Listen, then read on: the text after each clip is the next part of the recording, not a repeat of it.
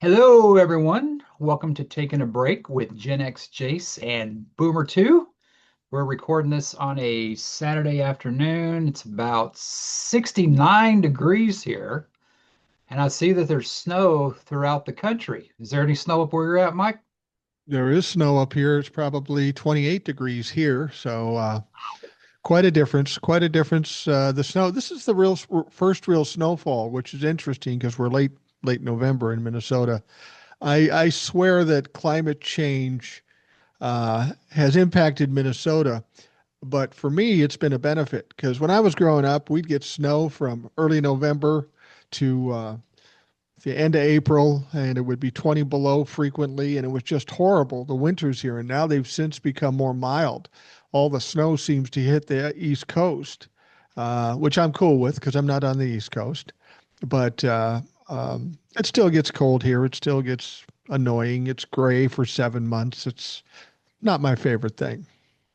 Yeah, my buddy, he lives in Ohio, and he's actually in Illinois, and he sent me a movie of uh, the snow, and I sent him a screenshot of our weather. It's mostly cloudy with a high of 69, but tomorrow we should be getting a cold front. And the only thing bad about one thing bad about Texas is that, and then I agree with you about climate change. And I don't remember this growing up too much. First of all, I remember growing up, playing football in high school and stuff, and it raining in the summer. It doesn't do that anymore. It either feast or famine down here. You either get like, well, what happened, with the floods this past July. Right. But we get a thing when the cold front comes through. We get hail, and we get some pretty big hail. My boss said he was at HEB, which is a local grocery store, when we had a hailstorm, and that HEB he was at has a lot of grackles. You guys have grackles up here, blackbirds? Like, I don't think we have a lot of them, but we have some, yeah. but it was hailing so bad that he saw the blackbirds like, walking around like they were drunk because they were getting pegged in the head. But Wow. I mean, it had some of the highest hail damage down here, and it's like, and of course they got Tornado Alley up there, around Lubbock and Oklahoma, where all that. But that seems like it's kind of gone further because I don't remember growing up with hail. I remember when I lived in Missouri, and also in Missouri, I remember it snowing a lot. But my aunt's up there, and she said it didn't snow like it did when you were a kid. So there's definitely something to that climate change. There's definitely something to it, and the other parts of the country taking the brunt of it, which I'm fine with because in Minnesota, Wisconsin, we got our asses kicked on a regular basis. We have the famous Halloween, the famous Halloween snowstorm. It was like 20 inches of snow in 36 hours. It was just a fucking mess. The one thing about Minnesota, though, when it comes to snow, I mean, I was down in Savannah, Georgia when they had about 2, 3 inches, and the whole fucking town is shut down. If you get 2 to 3 inches here, it's really not a big deal. The plows, the systems we have for sand and plows are so effective that even if you got 6, 7 inches in the morning, you'd be driving fine in the afternoon. But some other places that ain't used to it, it gets pretty fucked up. Right here, back in Yeah. 2021, we had a real bad ice snowstorm that everybody talks about 1985 here when it kind of hit the city. That was a big deal down here. They still talk about it. But they had a deal here where it started snowing, and I've been living in San Antonio most of my life, and I see ice every once in a while, and that's our biggest problem is ice, especially black ice, which I mean anything on a freeway is black ice. You think about it. Uh, but when something happens in this city, I mean it's crazy. I mean when it gets below, below probably in the 30s, people, I mean, they go to HEB with the grocery store, and it's like panda freaking monium. I mean, it's like, I always wonder if we did have like, the Y2K power outage or the grid went down, our illustrious grid, independent that we are. I mean, we'd be fucked because when we talked about this before on the political side, show about how, people froze in their apartments because they weren't ready for this shit. And Yeah. our grid went down. And luckily, I live in a newer place. Place was built in 2010, and I live by a hospital and I live by a fire station, and that's probably why my shit didn't go down. But after Probably. all that shit going on, the worst thing I had to fucking deal with, Mike, you know what that was? What's that? My mother lives with me and stuff like that. She's retired. I had to fucking drink pumpkin spice coffee. Probably Wow, that's you want to talk that's about that's you that's want to talk sick. about going through some shit. People had their power off. I had to drink fucking pumpkin spice coffee, dude. And Yeah, I don't know how you did it. You mentioned black ice, and as a traffic reporter, I'm familiar with black ice, and at least on the freeways when we would have black ice on the freeways, people had to understand what black ice is. It's not the regular ice that you get when it snows and melts and stuff like that. It's like when you're on the freeway and you get a stoppage on the freeway, the roads are clear. The roads are clear, but the exhaust is pounded on the ground and it's so cold that it refreezes and you can't see it because it's kind of clear. You'd be driving down the road and all of a sudden you're fucking spinning. It's crazy. But I had I would reference black ice a lot when I was doing traffic reports in the winter because we had our share of black ice. One of the funniest stories was, I was doing a regular report. I was going South 35W, got a crash at such and such. You got to watch out for the black ice down there. The black ice is causing all kinds of problems. Okay. I just do the report. After the report, the manager of the transportation center that I was working in for the DOT comes. He goes, Mike, come in here. I go, what's up? He goes, I got somebody calling me saying you're a fucking racist. I go, a racist?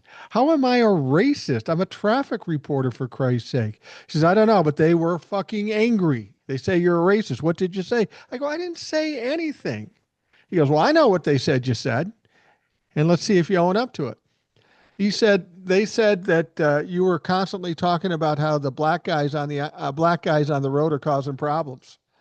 I said, dumb fuck, I didn't say black guys. I said black ice, for fuck's sake. He goes, well, that makes better sense. I go, I know it does. And, it's not that I was mumbling this shit. I was pretty clear. It's People will do anything to get mad at you. yeah, I think there's people in this world that are just, if they're not pissed off, they're not happy. And Right, my father was like that. If he wasn't happy unless he was miserable. right. And, it's like I heard talking about that. He was at a party one time, and I told this later that of course you're there in the party, and you got the ice chest full of beer. It's nice and cold, right? Right. This guy offers my dad a beer, and he goes, "Hey, you want a beer? It's nice and cold." Of course, my dad, being the great communicator, I know I like warm beer, just to be a dick.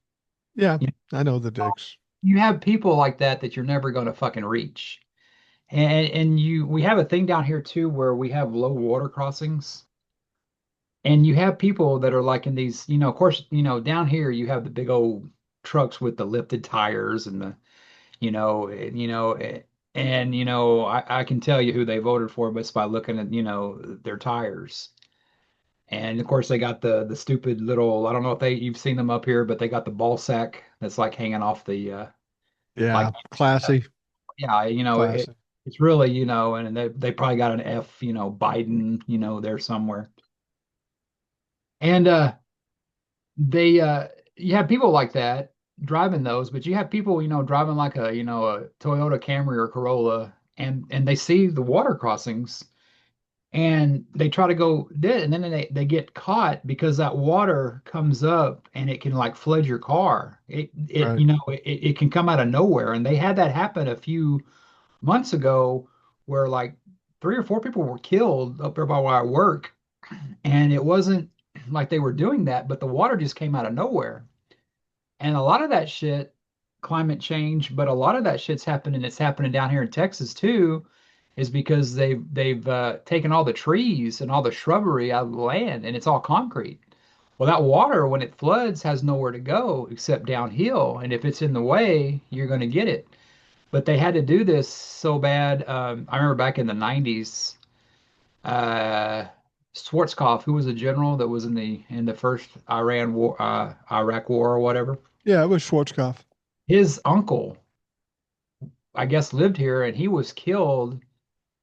And I know exactly where it was because it was on my way to work at the time. I was working at Albertsons back when we used to have those down here. This is in 1990. And he was killed. so by a water crossing that just got out of hand. And you see it all the time to where people they think they can make it and they get fucking stuck. So Yeah. what they've done now, and rightfully so, is they'll charge you like 300-400 bucks if they have to rescue you. And that's the way to get people's attention to start charging their asses. Well, if I see standing water someplace, no way I'm driving through it because I don't know how deep it is. I don't know how it's going to impact my car, and I don't want to stall in the middle of the water. As compelling as climate change and weather is, I don't really want to go an whole hour. You were talking about football because you're from Texas and football is a big deal to you, and you've got some stuff going. Me, on the other side, I've got I'm in Minnesota. We like football here, but as of late, it's not going real well. I told you my wife and her sister, her whole family was always big fans of the Minnesota Gophers. They're going to the Gopher game against Wisconsin, which should be interesting. Always a big rivalry. It's an outdoor stadium, 28 degrees. It's snowing. Who the fuck wants to go there? And my wife says, "Why can't you get excited about the Minnesota Gophers?" I said, "I'll tell you why. When's the last time they won the national championship? When's the last time the Gophers won the national championship in football?" She goes, "I don't know." I said, "It was the year we were fucking born in 1960 or 61. That's when they had the national championship. How's it been ever since then?" It's been mediocre year after mediocre year. I'm not going to go freeze my ass to watch what I know is going to be a mediocre team play a mediocre game or get their ass kicked. I It just doesn't entertain me. So you gotta get me up to date on the Gophers. I know you've talked about them before. Are they a college team? Yeah, the Minnesota Gophers are the University of Minnesota team. See, Okay. you don't even know who the fuck they are. They're a Big Ten team, for fuck's sake, and you don't even know who they are. Well, well, in my defense, I worry about one team, and that's my Texas Longhorns. My down here in Texas, there's a big rivalry. College Station, which is well known for a prison that's been in the news lately, but we won't go there, is a small town, and A&M, Texas A&M, agriculture and a mechanical, I guess is what it's called. But my grandfather was actually a vet there, like a veterinarian. Oh, And mom would always tell me stories about how he'd go and, you talk about doctors all you want to, but it takes a real smart motherfucker to be a vet because you got to know all species, snakes, yeah. cats, dogs, everything. But she would always tell me the story, and I never got to meet him. He passed away, of course, before I was born. But I always hear good things about him. And he'd probably be kicking my ass right now, knowing I'm a Texas Longhorn because there's a big rivalry. Yeah. But he would always deliver cattle. And if you ever know anything about delivering cattle, you sometimes got to reach in there. Well, a few So I've times heard. he's lost his ring. He lost his wedding ring to my grandmother's wedding ring. So he get a call the next day, hey, we found your ring, being a patty because he's out there delivering that. I mean that's how badass veterinarians are. I mean they do some shit that Let me just say this though, how badass this guy is. He has to go in and he's birthing a cow or whatever, and he loses his ring. This motherfucker was so badass or so fucking crazy, he didn't bother to wear a fucking glove for fuck's sake. He would have never lost his ring if he wore a goddamn glove. yeah, that's true. But I mean that's the way they did things back then. I mean, we were, talking about that Garfield thing about, how that president probably would have lived if they would have washed their hands. I mean, it wasn't until like, 40 years later, oh, hey, maybe we should wash our hands. But they say that's one of the reasons Garfield got infected is that they didn't clean their hands. And, but I mean, it's a different breed back then, man. I mean, it's, hey, it always kind of reminded me of the on Little House on the Prairie, the Doc Baker, the guy that was the one doctor in the small town that would go, to Yeah. different things. And he necessarily wouldn't take money, but he would, hey, can I bake you a pie or, take this home to the kids or, something like that. That's the way they were back then. But all my family growing up, Aggies, Aggies, Aggies. And I even wore, when I was a kid, I wore a Snoopy Joe Cool Texas Aggies. Wow. Look at No Aggies. wonder you got all the chicks. Yeah. Well, I was a kid, so in my defense. But I mean, A&M was like a cult.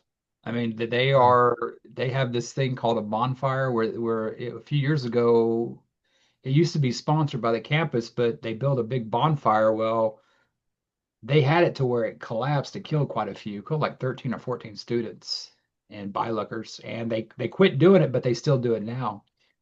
And so what I did in college is I didn't go to UT Austin, which is where it's from. I went to UTSA, which is here in San Antonio, because affiliate.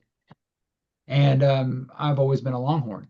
And I've just, it's always been, I mean, this rivalry goes back to the 1800s and stuff. I mean, back to where, they would steal mascots and, not get thrown in prison for like they do today. But it's a big rivalry. And the Texas Aggies were in the Big 12, which is here in Texas, that had Baylor and, TCU, other teams. Yeah, Texas A&M went to the SEC to get away from Texas because they're always in our shadow, like you know what I mean. And uh, A&M was always called Texas's little brother.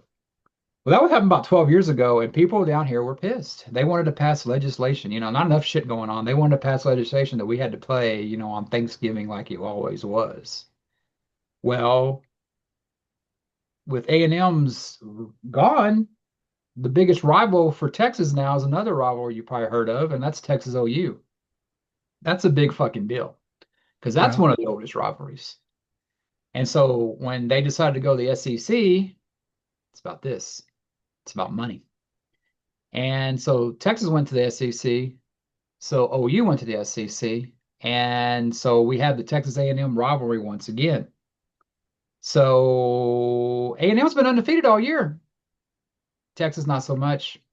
Well, they played in Austin last night and Texas won. So Texas may be out of the playoffs, but that rivalry is on. I mean, you had so many people talking so much shit. I love a rivalry. I think that is one of the best things about college football and pro football. Yes. It it is right. We have rivalries. We have Wisconsin, and Ohio State comes in and kicks everybody's ass. Like I Yeah. say, the current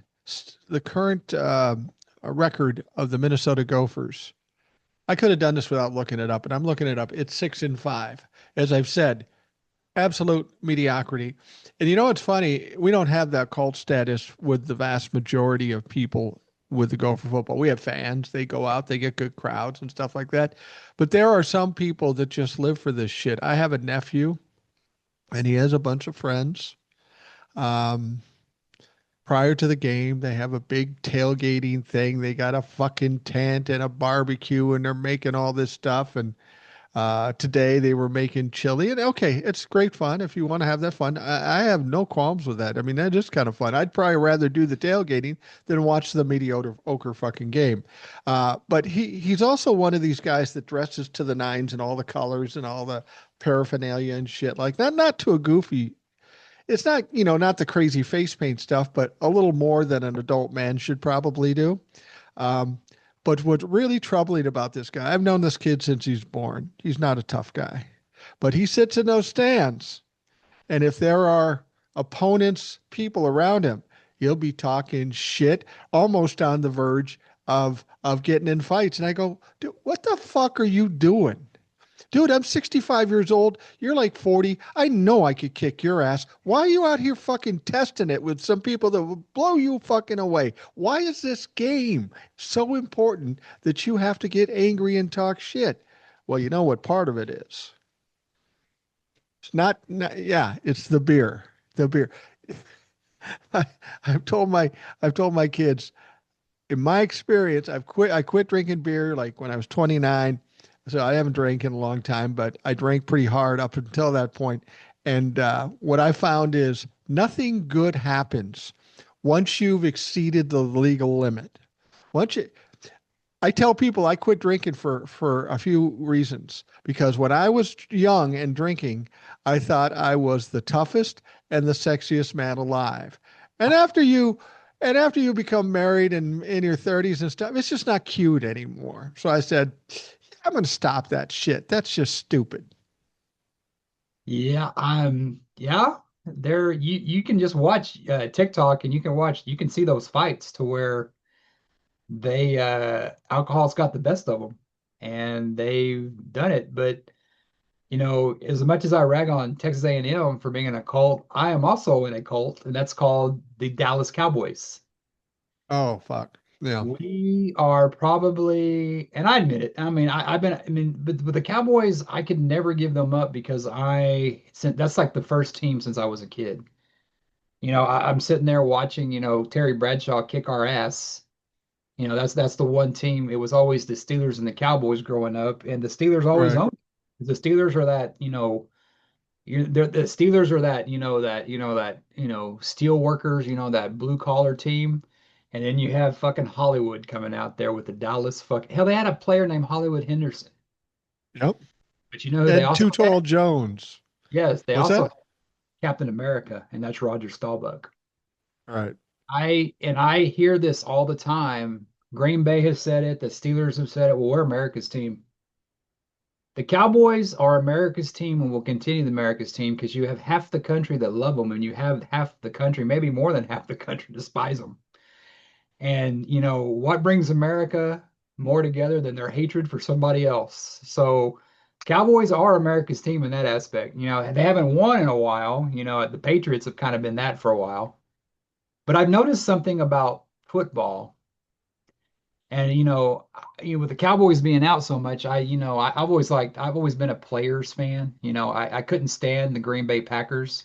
I Right. fucking hate Green Bay Packers because I'm still pissed about the Ice Bowl and I wasn't even fucking alive. That's Well, I how hate the Green Bay Packers because that's our rivalry, the Vikings. But yeah, yeah. it's true. And of course that POS is like their last two quarterbacks, leave those there. Uh, But they're pretty good against Detroit the other day, and I watch them, I'm a fan of players. I can like a player and not like their team, like Jalen Hurts. I think he's a great guy, and what he's done in the community. I like Jason Kelsey, even though he played for the Eagles. hey, wait a minute here. I like Jason Kelsey too, but aren't you getting tired of hearing about him? And he's kind of coming off a little douchey. I mean, he's funny. I like But him. Travis, yeah, Travis Kelsey is Travis, the the one with douchey Taylor. one.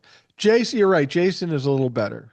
Yeah, Jason's the one to go out there and drink and have some fun, with it. Yeah, And like when they were at that game when Taylor Swift was there, and he was out there drinking with Bill's Mafia. It was like what negative? It was like in the 30s, and he's out there with his shirt off drinking beer. That's the kind of dude you want to go out. He goes to these tailgates and he yeah. drinks. I mean, his wife probably isn't too happy about that.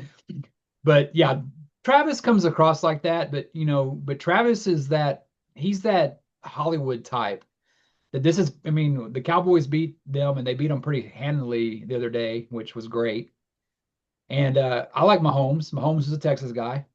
He actually brought Whataburger to Kansas City, and Whataburger is a big. I don't know if you guys have them up there. They used to be nationwide more, but it's like I've had him out in L.A. when I've been out there.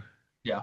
So I mean, it's a rivalry, but yeah, you're always going to have guys that are. But what I was saying about the Patriots is everybody hated the Patriots. Everybody hated the Patriots because they win so much. Now everybody hates Kansas City because they won so much. And Yeah. what I get tired of is about how the refs are in their pocket. So the other day, Kansas City got penalized a lot against the Cowboys, and now Kansas City's bitching about the Cowboys getting the calls on Kansas City. Isn't that a fucking switch? You know, you got Travis Kelsey and you got Jason Kelsey. Neither one of those are my favorite Kelsey. I like Kylie Kelsey, Jason's wife, because she does her own podcast. She's kind of no nonsense. She takes no shit from Jason. She's got a bunch of kids. She does the podcast. I just like her personality. I don't know what she's really like. She's a pretty girl. She's having kids and she's not caught up in her beauty. She doesn't wear tons of makeup and thinks she's Kim Kardashian. So I like her the best. Jason the second. Travis. I'm getting a little overload on Travis. Now I like Travis and I like Taylor Swift. I am forbidden to dislike Taylor Swift, and I have no reason to dislike her. I'm not into the music. You know, some songs are kind of catchy, but I'm not into her music. But I appreciate who she is. But if I go over to my son's house, his wife and his daughter, you start talking shit about Taylor Swift, you, you're not going to get out of there alive. That's their absolute favorite. So I just, I keep it low key and say, have you ever heard of Deep Purple? They were fucking good too. You ever hear of Van Morrison? That fucker was good too. They don't know who he is, and we got to listen to Taylor Swift. But you know what the hell? I'm not a fan of Taylor Swift's music. I mean, I did like her when she was more country. Like You Belong to Me back then I used to DJ, I was more familiar with her. But man, I don't want to piss her off, man. I mean, yeah, she's engaged No, now, but if they break up, she's gonna have a best. He's gonna be all over those fucking songs, and I guess now he is already. But I'm a fan of the person who Taylor Swift is because absolutely, absolutely. she is a, I don't know, she's a billionaire. Is she a billionaire? She's a billionaire, And she and she actually earned it. she does something called spread the wealth. I mean, she was giving her truck drivers $100,000 bonuses. Yeah, Fucking when did the AT&T and Amazon who don't pay taxes, and I guarantee goddamn to you, she probably pays more taxes than Amazon. yeah. She spreads the wealth. She does that. And she doesn't drink the Kool-Aid. And of course, there's a certain bunch of red hats don't like her. But another guy, calls her ugly. We know who that is. I mean, it's like She's anybody that hardly gets ugly. anybody that gets under his skin or that red hat group, I'm all for. And she does it just by fucking existing. Yeah, You know, yeah, and exactly. it's ridiculous. Is because it's not my thing, but do I hate her? No. I think she's pretty. She can sing.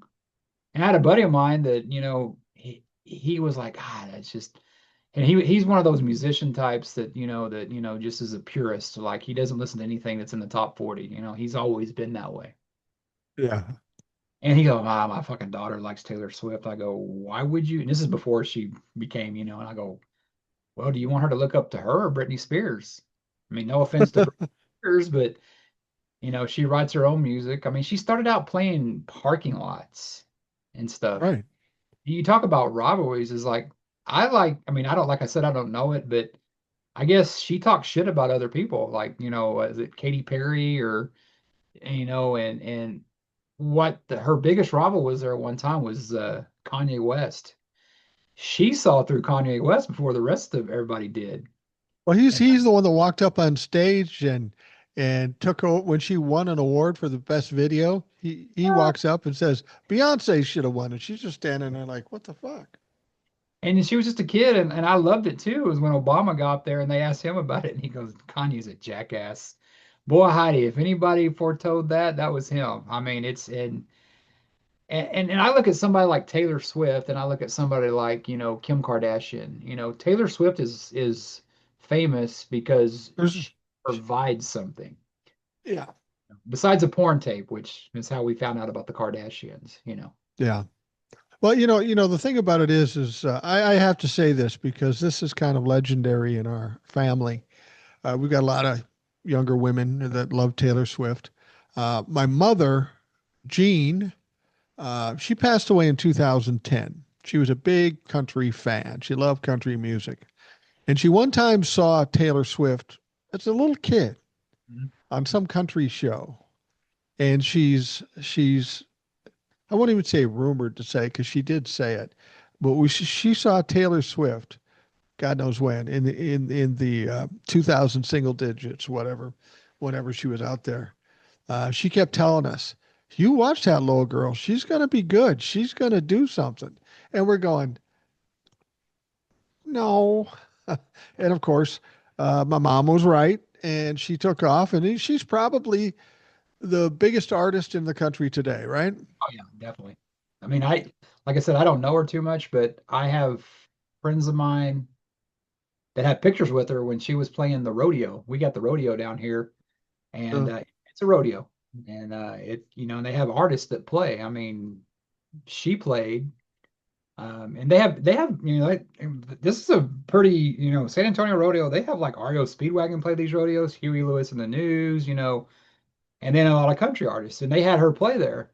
And I heard that too. And I remember when I used to DJ, I would play her stuff. And I remember that she's not my type of country because my kind of no, country is like Johnny Cash and but I'm an old funk. yeah, I'm not a kid, but she did a song and I knew she was different because she has roots, and that's a lot of artists don't have that. She did a song, her first song I ever saw her was a song called Tim McGraw, which she wrote about the artist Tim McGraw, who's one of Right. my favorites because I liked him. He's about my age, and I liked him when he started coming out. And then she later on, they had a thing on CMT called Crossroads. And you know the band she played with, they put country and rock artists together. She played with Def Leppard. So Really? she already won points with me because she fucking knew who Def Leppard was. A lot of girls probably don't know who Def Leppard is. They know the songs, but Pour she some sugar on me. but I mean they're before that too. I mean that's when Yeah. they made it big. But I was like, anybody that, and I love that when people salute the past. I mean, she started with Tim McGraw because that was probably her guy, growing up, but she was just a kid. But you talk Yeah. about busting your ass and you talk about the American fucking dream, and there's probably not going to be another Taylor Swift because you notice stuff, and I've noticed stuff about sports too, about the WWE's trying to do this too. It's like UFC. You don't really have a Hulk Hogan. You don't really have a Brock Lesnar yet. Like these guys that are like Ronda Rousey, these Yeah. guys that are bigger than the sport. And now that the UFC owns the WWE, what they're trying to do is, I mean, the latest is John Cena, big name. They're trying to make them like UFC. One guy is good for about, maybe a year, and then they go on to the next one. It's an assembly line of talent. They don't want to do that, and that's what the music industry has become. It's become, I mean, you have for every Taylor Swift, you got, 21 hit wonders.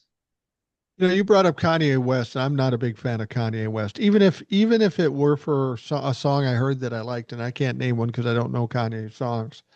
Um, but when you try to compare him to like Taylor Swift or like Prince or like anybody like that, the thing that bothers me about Kanye West, everybody goes, "Oh, he's a genius." Taylor Swift is over there creating original songs out of her mind, performing them, producing them, doing them all on her own. She wrote it, she did it, she sang it. Kanye West is taking chunks of other people's music that's already been a hit and putting it in an interesting and I guess a pleasing sense, but create some fucking music instead of taking other people's music and making something different with it. I don't understand how people look at Kanye West as a genius. If you tell me Prince is a genius, I get it. If you tell me uh, uh, Taylor Swift is a genius, I get that too. She'd have to be a genius to create that volume of work and have that kind of popularity and make that kind of money. She's got to be doing something right. Kanye's made $1 billion too, and I just don't fucking get it. Well, I think a lot of the stuff that's hip hop in general is because, you look at, kind of what brought Aerosmith back is Walk This Way. And it was when a band called Run DMC did it, who was when I was into hip hop back then in the 80s. And I remember I liked hard rock and I liked, I loved the Beastie Boys because they were kind of a Yeah. mixture. And when Aerosmith came out, I remember Aerosmith kind of like I remember seeing Hulk Hogan in Rocky 3. Like, well, I know who that is, but I don't really follow that. And you have that with a lot of hip hop artists. And I like Jay-Z a lot because he incorporates a lot of that stuff. And I found out that a lot of the reason why I liked hip hop at the time was because of the original songs. Like you go and listen to Yeah. Will, you hear the old Diana Ross songs, you hear, and what really I think was a turning point for me was in the late 80s. I was a teenager and there was an artist called Tone Loc. Well, he had Yep. a song called Wild Thing, which was Jamie's Crying by Van Halen. Right. And then there was a song called Funky Cole Medina, Yep. which I heard and I was just getting into Kiss at the time. Well, that sampled Christine 16 by Kiss. And it's like, I like the song, but why am I going to listen to a copy when I can listen to the original?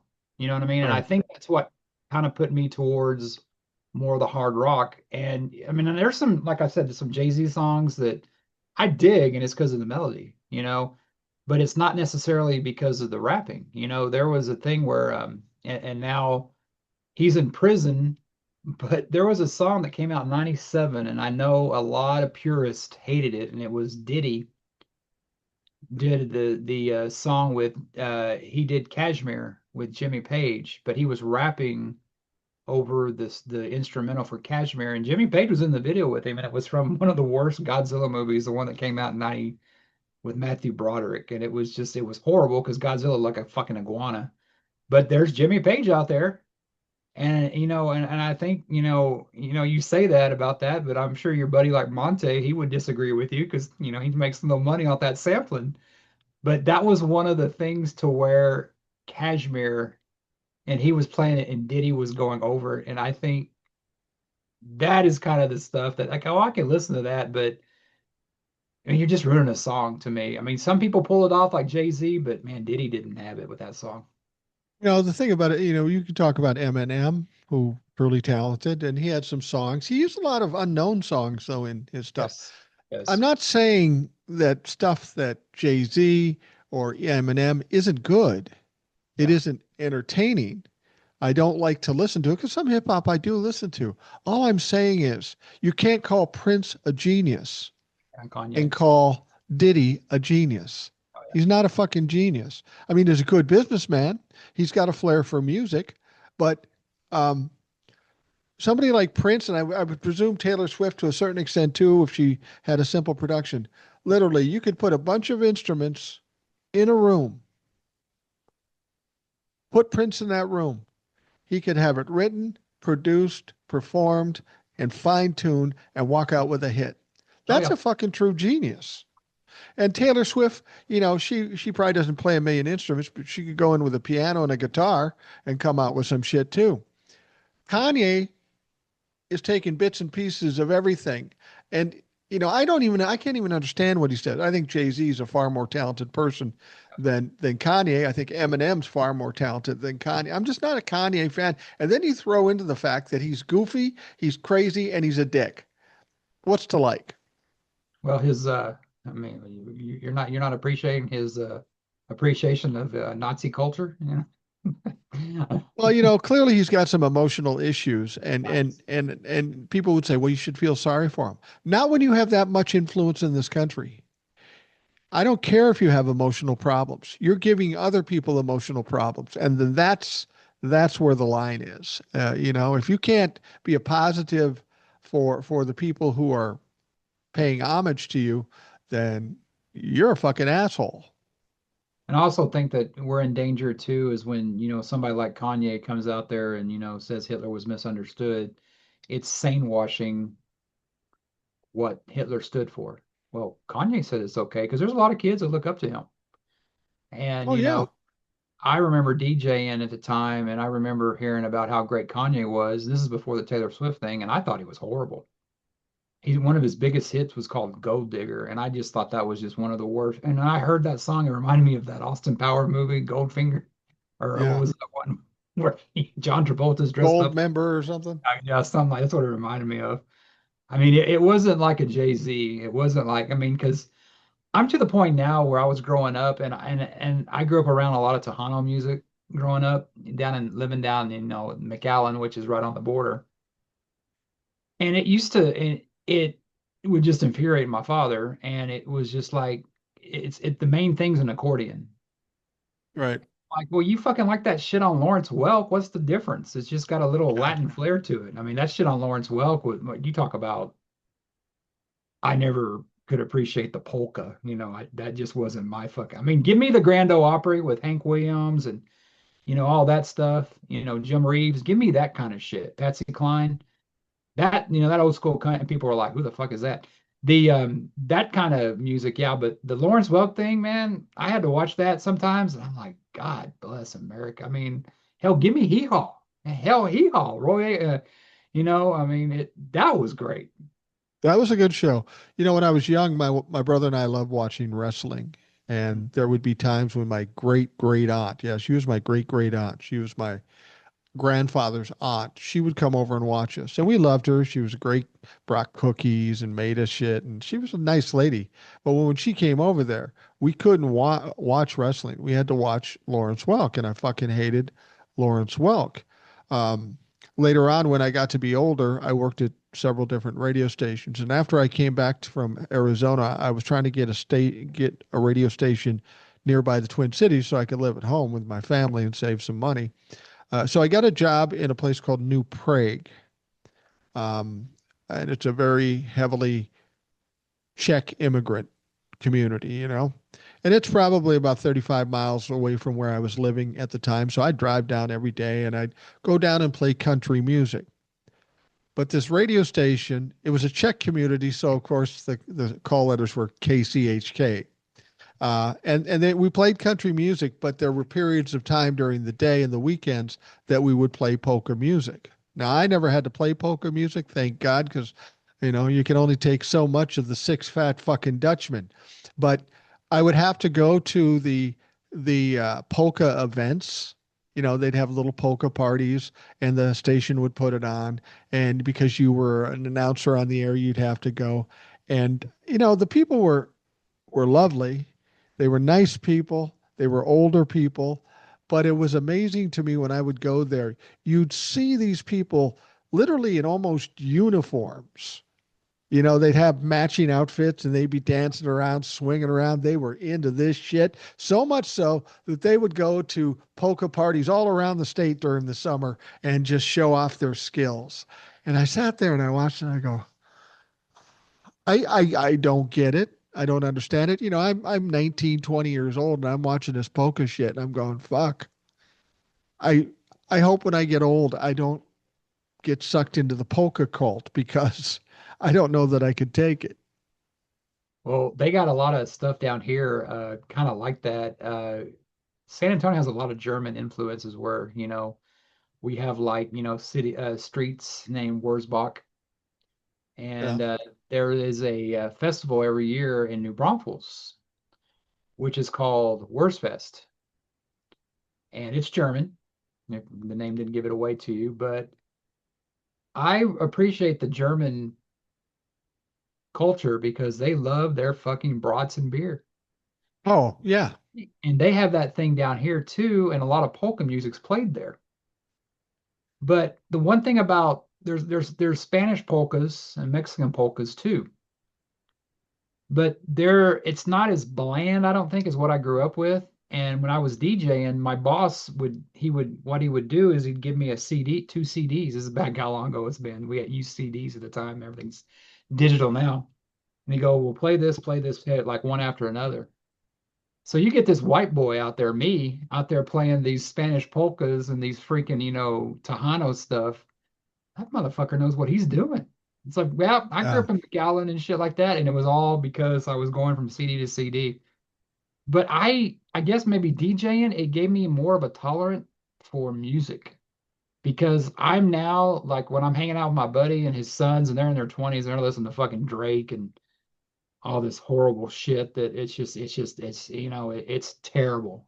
Hip hop now is worse than ever because and then again I'm an old fucking man now, and it's like I'm more accepting, I guess. Like I could watch Lawrence Welk now and probably enjoy it because there's nothing new under the sun that I'm really into. I think I'm more kind of hostile to new artists, even new music and even, new music from the artists I like. That part of me, they say when you're like in your 30s, you start losing interest in new music. And that's about right because, when I was in my 30s, it was around the new metal phase in the early 2000s. And yes, I did jam Limp Bizkit a few times and, Marilyn Manson. So I was part of that new metal stuff. But nowadays, you couldn't get me nowhere near anything new. So I go back and listen to some polka. Just the polkas are big in Minnesota because we have a lot of Norwegian and Swedish people here. I'm Norwegian and Swedish, and I'm German too. We have a lot of German people in Minnesota. So polkas have been around a lot. You can go to small towns anytime during the summer and you're going to run into a polka thing. And I thought, well, let's let's see what the list of the top polka bands are. And just by their names, there's the Six Fat Dutchmen, which I think goes way back. I remember them from when I was young. But then they start getting cuter. There was a new polka band that came out in 2006, Polka Floyd. Wow. Polka Nuts, Happy Louie, and Julicia's Polish band, Polka Geist, the Deutschmasters, Ruth Adams and the world's best polka band. Gee, it's funny, we've never heard of those. I've heard of the Six Fat Dutchmen. They've been around since I've been little. I couldn't name a song, and I don't have any problem with people who enjoy polkas. If you do, see, that's the thing is I don't necessarily like genres of music specifically. I mean, I like the era of the 70s because that's when I came of age and when I was in high school and stuff like that. I like the 70s music. But as far as genres go, I'm more of a song guy than I'm a genre guy because I can run into country songs that I love because they're great songs, or I can run into hip hop songs that are great songs. It doesn't I just don't focus on one area. I like a song that has good lyrics and good music. Um, when we're talking about um, punk bands or some of the hip hop stuff, like I told my son, I said, call me old fashioned, but when I have a song that I like, I at the very least need a fucking melody. Give me a melody. If you can't put a melody in a song, it's not a song to me. Yeah, and that's probably why you're not a very big fan of grunge because grunge was a lot No. like, and I mean early, I'm talking early grunge, but then again you had there's a band that came out that, it's one of those bands of what could have been, but the guy overdosed, and it was a band called Mother Love Bone. And they had elements of all elements of music. They weren't just, the loud guitar screaming that, like Nirvana turned out to be in the beginning. They actually, Mother Love Bone was around 1990 and the guy overdosed, so he died. So Wow. there was you had bands like the guys in Pearl Jam were in this band and they only had like one or two albums. I'm not, I mean, I've just recently kind of, a buddy of mine turned me on to him. It's like, why wasn't I listening to this back in 1990? This is in my wheelhouse because around 90, you were kind of getting around away from the hair bands. Even the hair bands around 1991 were transitioning more into, rock and roll, kind of like a more Aerosmith than, Poison or whatever. And, they started dressing down all the 80s stuff and people started getting, more like that. But you had a lot of bands there, and there was a band, of course, Soundgarden was one of the biggest ones, and Pearl Jam were two of the biggest grunge bands ever. And they both got great singers, Eddie Vedder and Chris Cornell, the late great Chris Cornell. And they had a band called Temple of the Dog. And what they did is they talked about, this guy dying, say hello to heaven, and stuff like that. And a lot of that music, it kind of translates to me when you say you're not a fan of, you're not a fan of genres. Still, uh, Mother Love Bone is kind of like that. They transcended that stuff, and I think the record companies kind of were guilty of, putting those labels on people because there were some bands in the '80s that weren't necessarily glam bands, but got that glam. And one of them, I don't know if you've ever heard of them. They're called Tesla. They were a rock band. I think they were from Sacramento, and they're still around. They were one of my favorites. That's how I got to learn about Nikolai Tesla because they would write songs about that. But they were, they toured with the, David Lee Ross and Rats and the thing, but they were more than that, and they're still around. And, and I think, when you put them in a genre, that kind of, well, they're a hair band. Well, hair bands around 92, 93 were, oh, because there was that thing to where, it's like a lot of the bands and a lot of the record company, well, I like Rat, but I can't necessarily like Nirvana. Well, that's bullshit. It's like you were saying. I mean, if it's a fucking song, it's a fucking song. But I think that's, today, nowadays, things get mislabeled. Oh, that's so and so. I don't like that stuff. I mean, when it's a good song, it's a good fucking song. I wasn't a big Kiss fan. Most people I know that are Kiss fans were about 10 years younger than I am. I wasn't a Kiss fan, but I like Beth. Okay. I like the song Beth. I wasn't a Poison fan, but I liked Every Rose. I thought it was a good song. There's one group that I say I just don't care for. It pisses people off. And the reason I say that is because I mean they had a lot of hits and they were some good songs too, but they just remind me of the wallpaper of the 80s and 90s. And that is the group U2. Really? Not a big fan of U2. My wife loves U2. She can't understand it. And I grant you, they had great songs. I don't know. It was something about them. I just wasn't feeling it. Maybe it was the era that they were coming out. I'm married. I got kids and stuff like that. So I'm not focused on music like I once had been. But I'm not saying they're not good. They're good. It just doesn't hit me in a way where I fucking care. And it's funny with me, I was like that for the longest time, but as I get older, I guess I get more tolerant.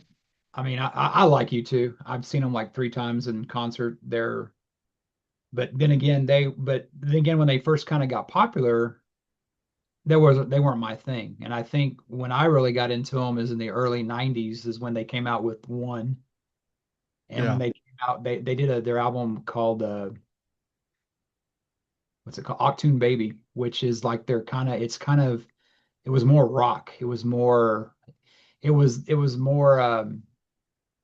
kind of rocking with that fuzz kind of grunge sound before it really took off, more so Yeah. than where the streets have no name. Their stuff in the 80s. I like them. Like I said, I've seen them a few times. Uh, a band, Another band like that was Rush for me because I like the music. I think Neil, the guitar player, I forget his name, is when Neil you get Schon? No, that's that's Journey. no, that's another band I can't talk about a band I really don't like. Um, Alex Lifeson from Rush. Yeah. I saw Rush because I went with a buddy of mine in the early 90s, and Geddy Lee is a hell of a bass player, and of course Neil Peart, is one of the greatest drummers up there to me with John Bonham. Right. I've always thought Rush's music is great, and they're a three-piece. They're one of Canada's best bands. But if they just had a different singer, I think Rush would have been Yeah. huge, bigger than they were. But they were that kind of prog rock, yes type thing. And I just read Geddy Lee's book, even though I'm not a fan. But after seeing that Complete Unknown with Bob Dylan, I think Bob Dylan's one of the worst singers of all time. Oh yeah. Seeing that movie, I'm kind of liking, Bob Dylan. So I started listening to Rush. It's like, okay, like I said, there's nothing new under the sun that I like, so I go back and listen to Rush. And I've gotten to the point now where I couldn't stand his voice. It still gets on my nerves.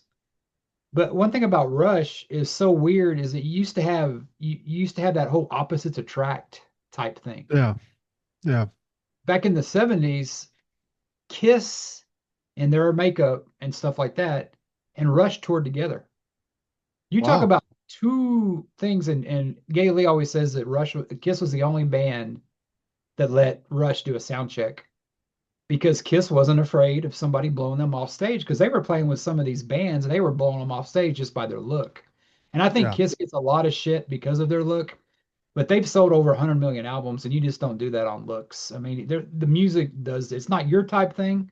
Rush isn't mine either, but there's a band that I feel the same way about. And I don't say they suck because they're not my thing, and that's Pink Floyd. I've never been and I've never been a stoner either. Maybe, I like the Doors. I used to listen to them a lot when I used to drink a lot more, but maybe I need to drink more and listen to Pink Floyd. That's the thing is the a lot of my friends love Pink Floyd, and I never got Pink Floyd. I mean, some of their songs, that were kind of catchy. When I was working at a radio station in '79, they came out with The Wall. There's a couple things that were kind of fun to listen to. I'm never a huge fan of Pink Floyd. I thought they were a little too esoteric for me. I'm a simple motherfucking guy. No, I just want a good tune, make me happy. It could be Baby Come Back by Player Great song. or Save It for a Rainy Day by Stephen Bishop. You know, as far as my taste, they aren't maybe as sophisticated as some others. But when it comes to movies or music, I just want something that I find pleasing and that I'm happy about when I'm done. And I never knew how to take Pink Floyd that much. It just they're obviously a great band, and I don't fault anybody for liking them. It's just it never connected with me. What, Mike? You can't have your pudding if you don't eat your meat? Exactly. Fuck does that even, Exactly. I mean, I get it what it does, but I don't know. I, I Every time I see Pink Floyd, I just remember growing up, and I think maybe this is what kind of set me off is like they did that one thing, and whoever's in the band that did this, the Pink Floyd laser light show. And I Yeah. remember I won tickets to that one time. And this is like in the 80s, back when they used to give stuff away. I mean, I don't listen to the radio anymore. I mean, but they would, a Pink Floyd Laser Light Show, and I go, who's that band? Pink Floyd Laser Light Band. And my buddy's like, no, it's like a light show with Pink Floyd's music. Yeah. There's probably only one reason you're doing that. It's kind of like watching, and I love Led Zeppelin, but have you ever watched The Song Remains the Same? I mean, that is I one don't think I fuck haven't watched it. I mean to, but I don't. great I haven't. soundtrack though, hell of a Yeah. soundtrack. But it's like I had my buddy of mine. We used to call them zipper heads in high school. They were potheads, Was and not now Zipperheads, you have to understand. You got to be careful of that. That is uh, a racist comment back in the really, 40s and 50s. Yeah, oh it referenced Asian Japanese people. I don't know wow, how or why, but somebody told me that one time that back in World War II, and huh. they'd have all the different slurs for Japanese people because we were in war with them. Well, I didn't mean to offend anybody, but what that was is what they call potheads back in, this is the late 80s. This is 20 years after Zeppelin's run. And I remember, of course, I was into the bands like Poison and Motley Crue then, because when I discovered AC/DC, it totally changed me. I became a metalhead. I mean, it's They're like great. AC/DC, Metallica, Kiss. I mean, that's my thing, rock and roll. And they're actually coming to San Antonio, and I'm actually going to go see them. They're going to be close Wow. to 90 when I see them, but I'm going to see them. If they can get up there and play, I can get my old ass to go out and see them. So they were watching the song Remains the Same and goes, hey, you got to check this out. But here, take this. And he tried to give me acid. And I'm like, what is that? And I was not, smart. I mean, I was like, no, no, because I've heard about people and I've read, always read about the shit. I was always, I guess I listened to Nancy Reagan and Mr. T and just say no, I guess. And I just I never want to do drugs because you know what I saved didn't me, really either. my ass from doing drugs is, and you're gonna laugh at this, but I grew up watching Little House on the Prairie because I went to Lower Ingalls Wilder Elementary when I lived in Missouri, where she wrote the Right. books. You know, it was a thing when Charles and them they move off to Mankato, the big city at the time, Yeah. and Albert, the adopted son, gets into with the wrong crowd, and so they go back to Walnut Grove because he get kicked out of school. Well, he goes and rips off Doc Baker's morphine in the fucking Oh, and this I swear to God, people can laugh, but they showed that, and it was pretty graphic for the time, early '80s. He would do that stuff and it just showed him going through withdrawals and puking all that crap there and just having and it's like, what, I never want to fucking do that. Of course, I've done it a few times with alcohol, but it hasn't been as bad as what Albert went through. But that just and thinking back about fucking, Charles Ingalls, Michael Landon, who I wish could have been my dad, especially for the fucking hair, just sitting yeah. there, giving you that fucking, disappointed look, and I was like, well, what would Charles Ingalls say? And it was like that kept me from doing drugs. But I remember watching The Song Remains the Same, and if you've ever seen it, it's like each of them has a fantasy. Like, of course, Jimmy Page is living in the fucking Aleister Crowley mansion, and John Bonham was a not. I mean, it's purely British, and I was just like, what the fuck, and I didn't get it. But the next day, I mean, there was a station down here in San Antonio called KZIP, if that tells you anything. Oh, And the song that really got me hooked, it was God, what was the name of the fucking song? Uh it was off Led Zeppelin 4. It was I forget the fucking name. It's like but it got me into it. It's like I know the song, but it's got the Bono drums and everything, but I just never got the drug thing, and I think that's a big reason why I don't get Pink Floyd, because you can go to a light show and sit there and around, you got to be on something. yeah. Yeah, no doubt. You know, in 79, I worked at a radio station in northern Arizona, middle of fucking nowhere, on the edge of the Navajo Indian Nation. The town was largely Mormon. So a young urban Lutheran kid fit in perfect in that fucking scenario. But we had a guy that was the music director who was basically a guy that worked with the government, the town government, and did the morning show. Guy, Scott Barber was his name. older guy. I'm 20, 19, 20, and he's like in his 30s, married and all that shit. But I remember he would go through we would get records sent to us constantly, like every other radio station. Play this song. And he would have to pick and choose songs that we would put on because we played rock in spite of the being Mormon. But we played rock. We played all the rock songs that were hits at the time. But I walked out one time and I was looking in the garbage to see the records he threw out. And a lot of them made sense, but he threw out two albums before they were hits. And he threw out Pink Floyd's The Wall and Michael Jackson's Off the Wall. I went to Mm. my boss. I said, maybe you got the wrong guy as music director because he doesn't have a lot of fucking vision or understand how music is. Because those two albums end up being probably the biggest albums of the year. So Oh, he threw them out. And I said, you should probably hold on to those. My boss says, well, he knows what he's doing. A week later, he sends me out to the music store to buy those fucking albums because we needed them. It's just, uh, if you're catering to kids, you can't have an old guy. It's like politics. You can't have old guys determining other people's destiny, and you can't have old guys picking out people's music. I know music. I worked in the music business. I worked in radio.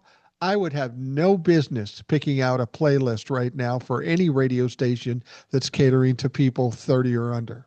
I don't know anything about that shit. well, you talk about that too, and you talk about the old people or whatever. I mean, and you also have, people make mistakes. They release albums that, why did they do this? And one prime example is with Pink Floyd is I think he did The Wall. Bob Ezrin, one of the producers. He produced Alice Cooper. Well, he ended up producing after Kiss did Alive, which pretty much broke them their live album. And you'll appreciate this because Beth's on the album. They did an album called Destroyer, Right. and Bob Ezrin ended up producing that. Well, you look at Destroyer, that's probably Kiss's greatest album. I mean, you got Detroit Rock City, you got Shout It Out Loud, you got Beth. I mean, you got, some of the best stuff. That wasn't the average Kiss band. I mean, they were talking about fucking and, partying and shit Yeah. like that. Well, here they had a song that Peter Criss had, and it was called Beck. Beck, I Hear You Calling. And Bob Ezrin suggested something like, why don't you call it Beth? And there was no Beth, it was just, a name or whatever. And Right. of course, Gene Simmons said, Jeff Beck, you in love with Jeff Beck? It's like there. But what they did is that Destroyer, when it came out, it was so different than anything Kiss did. People rejected it, and they thought it wasn't a big hit.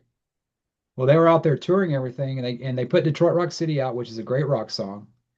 But what DJs were doing is they were flipping it over the B side, which was Beth, and then people went crazy, and it saved the album and helped put them on there.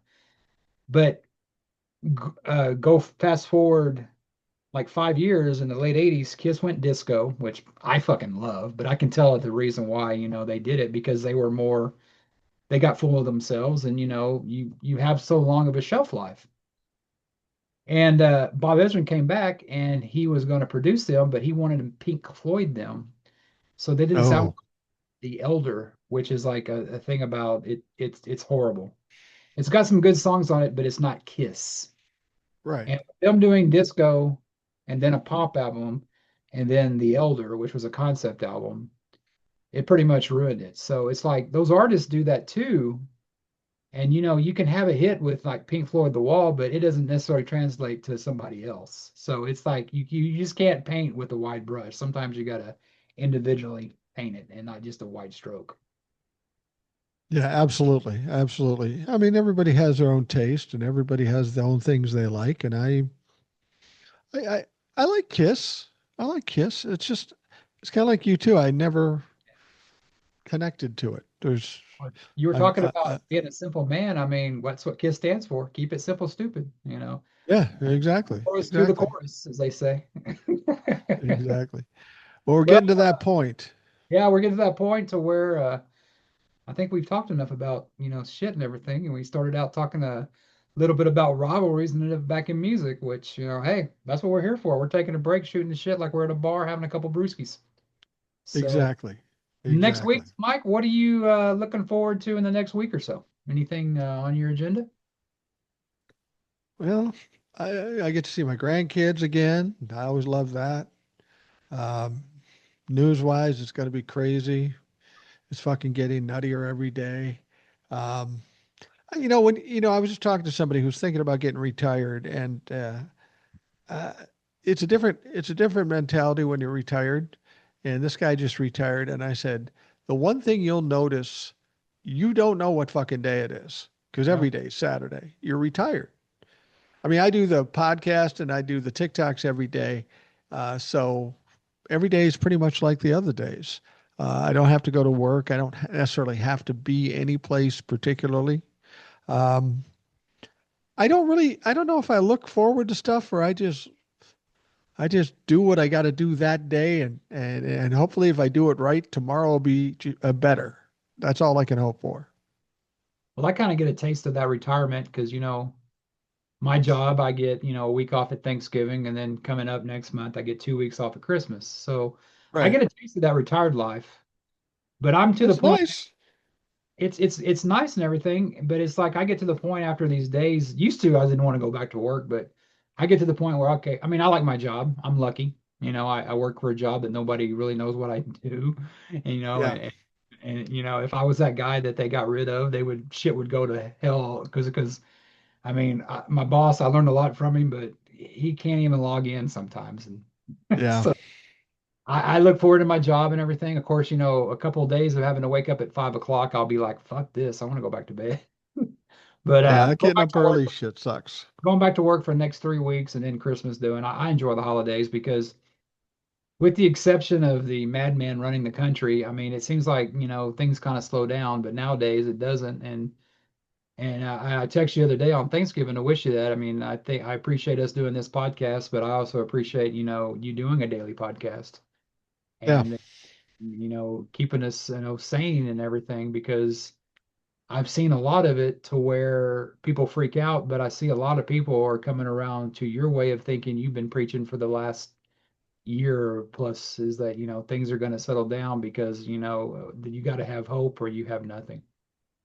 Yeah, and I do a daily podcast because I'm not good enough to do a weekly podcast, if you know what I mean. I'm always fucking there like a goddamn bad penny. You Yeah, you're like the either main tech repairman. You're just fucking waiting for something to break to talk about. So, just always fucking there. That's the one thing I found I figured out when I started doing TikToks. I was doing traffic reports for 27 years, among other things, but I was doing traffic reports. I was on the air every 10 minutes. And it was really weird because unlike a lot of other traffic, nobody who gives a fuck about the traffic reports.